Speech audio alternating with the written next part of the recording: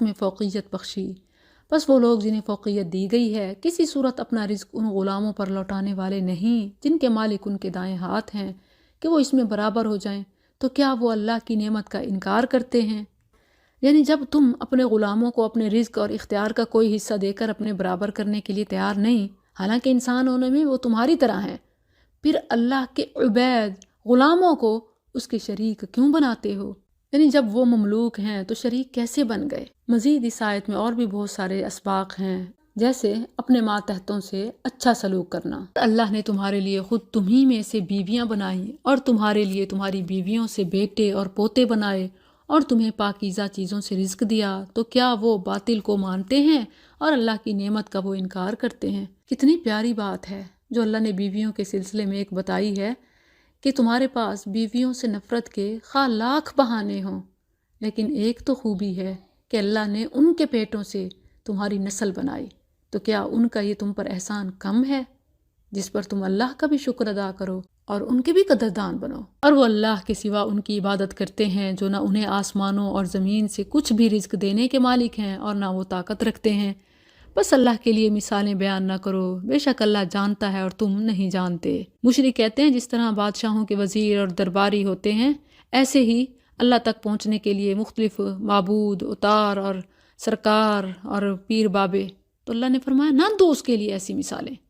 ضرب اللہ مثلا، اللہ نے ایک مثال بیان کی، ایک غلام ہے جو کسی کی ملکیت ہے، کسی چیز پر قدرت نہیں رکھتا، اور وہ شخص جسے ہم نے اپنی طرف سے اچھا رزق دیا ہے تو وہ اس میں سے پوشیدہ اور کھلم کھلا خرچ کرتا ہے، کیا وہ برابر ہیں؟ سب تعریف اللہ کے لیے ہے، بلکہ ان کے اکثر نہیں جانتے۔ یعنی کسی کو بھی اللہ کا شریک بنانے میں ان لوگوں کی مثال اس شخص کی سی ہے جو ایک عاجز غلام کو اپنے مالک کی اجازت کے بغیر ایک کوڑی بھی نہیں دے سکتا، ایک آزاد شخص کے برابر کر دے جو اپنے مالک کا مال جہاں چاہے خرچ کرے، تو کیا یہ بے بس غلام اور وہ آزاد کردہ مالک کبھی برابر ہو سکتے ہیں؟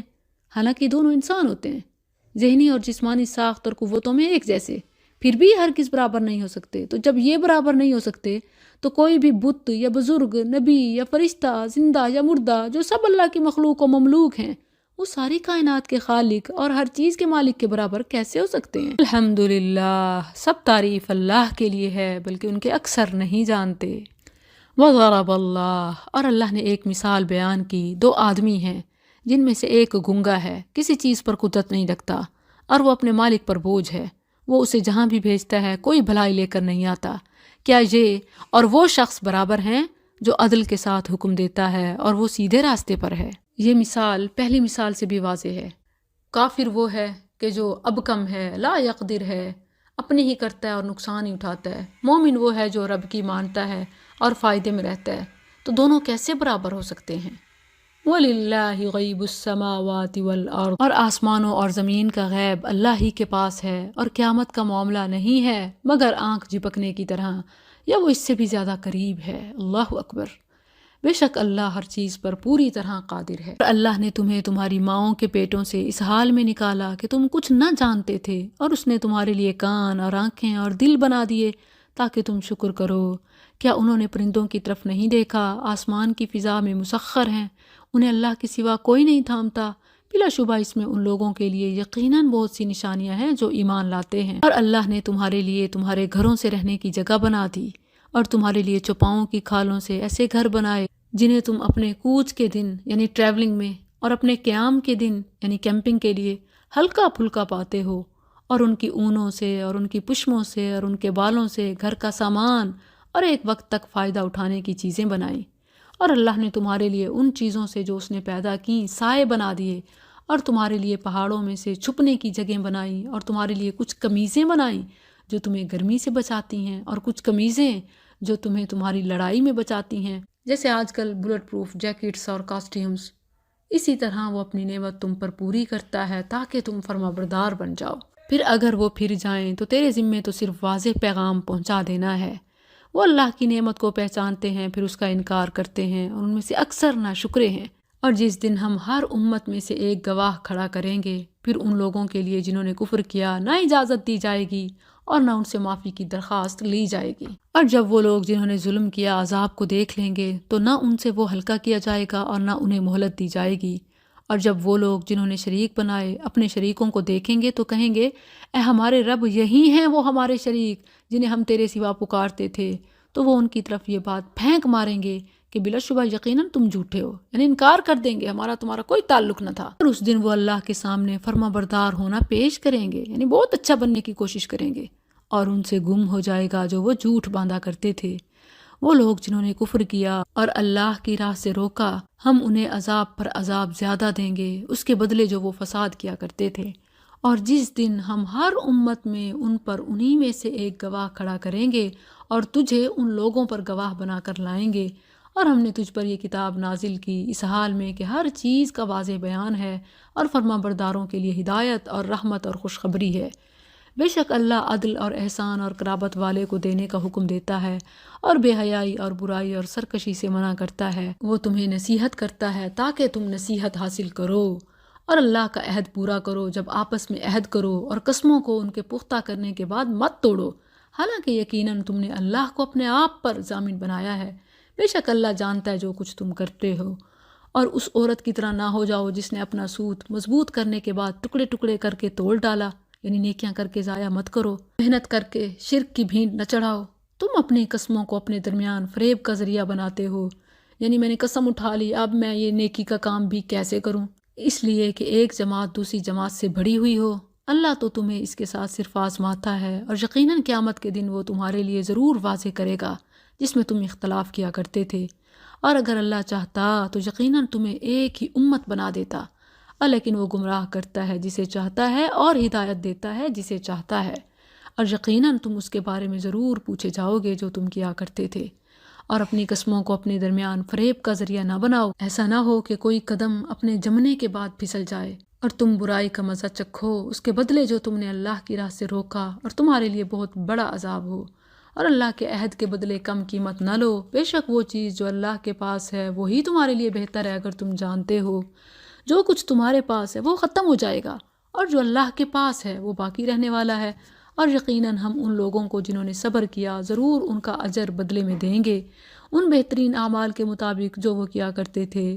جو بھی نیک عمل کرے، مرد ہو یا عورت، اور وہ مومن ہو، تو یقیناً ہم اسے ضرور زندگی بخشیں گے، پاکیزہ زندگی، اور یقیناً ہم انہیں ان کا اجر ضرور بدلے میں دیں گے، ان بہترین اعمال کے مطابق جو وہ کیا کرتے تھے۔ بس جب تو قرآن پڑھے تو مردود شیطان سے اللہ کی پناہ طلب کر، یعنی تلاوت قرآن سے پہلے اعوذ باللہ پڑھنا ضروری ہے۔ انہ لیس لہ سلطان، بے شک حقیقت یہ ہے کہ اس کا ان لوگوں پر کوئی غلبہ نہیں جو ایمان لائے اور صرف اپنے رب پر بھروسہ رکھتے ہیں۔ اس کا غلبہ تو صرف ان لوگوں پر ہے جو اس سے دوستی رکھتے ہیں اور جو اس کی وجہ سے شریک بنانے والے ہیں۔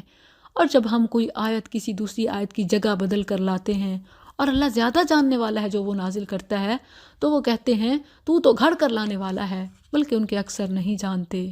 کہہ دے اسے روح القدس نے تیرے رب کی طرف سے حق کے ساتھ تھوڑا تھوڑا کر کے نازل کیا ہے، تاکہ ان لوگوں کو ثابت قدم رکھے جو ایمان لائے، اور فرما برداروں کے لیے ہدایت اور خوشخبری ہو۔ اور بلا شبہ یقیناً ہم جانتے ہیں کہ وہ کہتے ہیں اسے تو ایک آدمی ہی سکھاتا ہے، اس شخص کی زبان جس کی طرف وہ غلط نسبت کر رہے ہیں اجمی ہے، اور یہ واضح عربی زبان ہے۔ نبی صلی اللہ علیہ وسلم کا استاد ایک ایسے بندے کو بتایا جاتا جو غیر عربی تھا، اجمی تھا، بھلا فصیح عربی وہ کیسے سکھا سکتا ہے؟ بے شک وہ لوگ جو اللہ کی آیات پر ایمان نہیں لاتے، اللہ انہیں ہدایت نہیں دیتا، اور انہی کے لیے دردناک عذاب ہے۔ جھوٹ تو وہی لوگ باندھتے ہیں جو اللہ کی آیات پر ایمان نہیں رکھتے، اور وہی لوگ اصل جھوٹے ہیں۔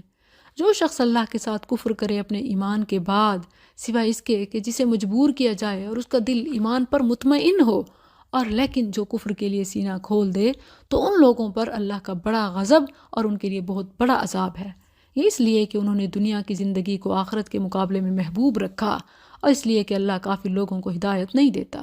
یہ وہی لوگ ہیں جن کے دلوں اور ان کے کانوں اور ان کی آنکھوں پر اللہ نے مہر لگا دی ہے، اور یہی لوگ ہیں جو بالکل غافل ہیں۔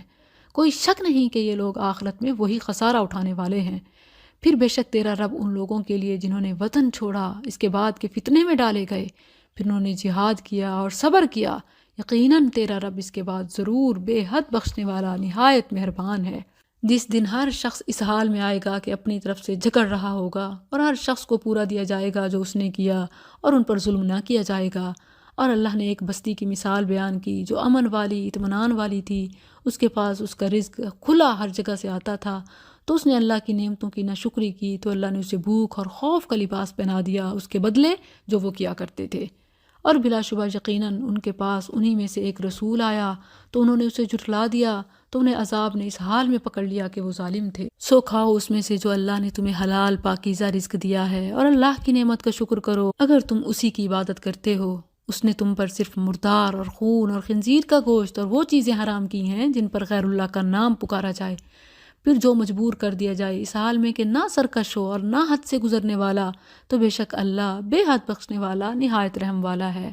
اور اس کی وجہ سے جو تمہاری زبانیں جھوٹ کہتی ہیں، مت کہو کہ یہ حلال ہے اور یہ حرام ہے تاکہ اللہ پر جھوٹ باندھو، یعنی کسی کو حلال حرام کہنے کا حق نہیں سوائے جو اللہ نے بیان کیا۔